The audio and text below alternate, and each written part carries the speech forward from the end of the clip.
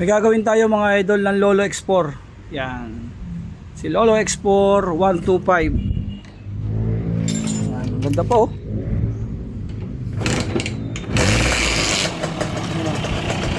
Yun. Yan, nakakalampag oh. Ang ingay, nakakalampag. Bali mga idol yan, ito hindi kato kasi sinadya sa atin na baka daw bearing sa loob, connecting rod, hindi po connecting rod mga idol. Itong sira nito ay class housing, kalog na yung remache or damper natin. Tara, pakalan natin mga lods. Ito na mga idol, oh. Bali tama yung ating himpatsa dito sa Suzuki X4 125. Ito mga idol, oh. Ano nyo. Yan. Kaya nakalampag siya, no? Yan, bali kakalasin natin, re-rivets. Ito nyo guys, lang nangyari doon sa damper, oh. Kaya pala makalampag na, oh, sobra. Ayan na, oh.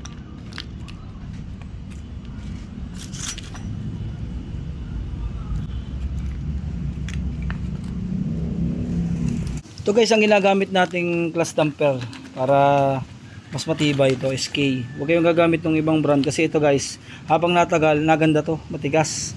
Hindi kagaya nito.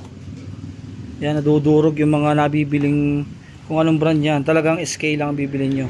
Talagang the best po ito sa mga class natin, ang class housing. Tapos guys, kailangan natin magsapi ng ganito, rotilya o nilagay ng langis, tigagalwa.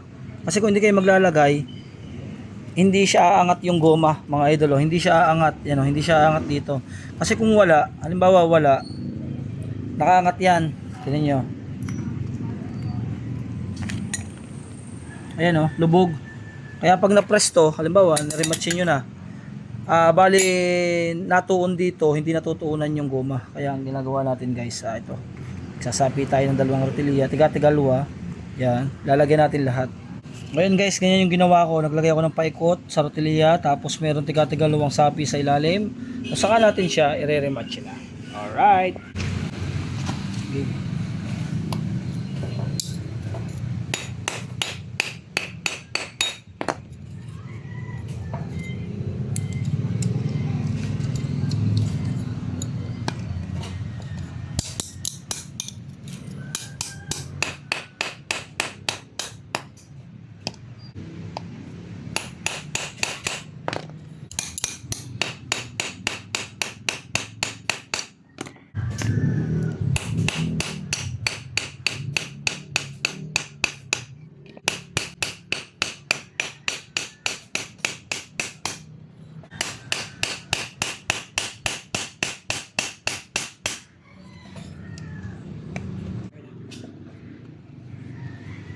Okay na guys, oh. Wala ng kalog. Kakabit na natin. Tapos nga pala, papalitan natin ng mga wholesale kasi nakain ng langis. Wala na ako nakuha ng langis sa kanya. Ito yung mga original. Nakakuha pa tayo ng original, oh. Nakain ng langis, oh. Yan.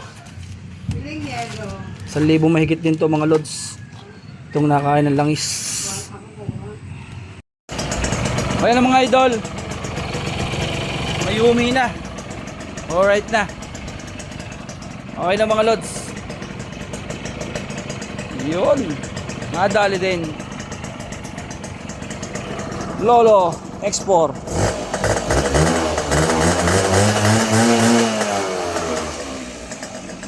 Yumi pa oh.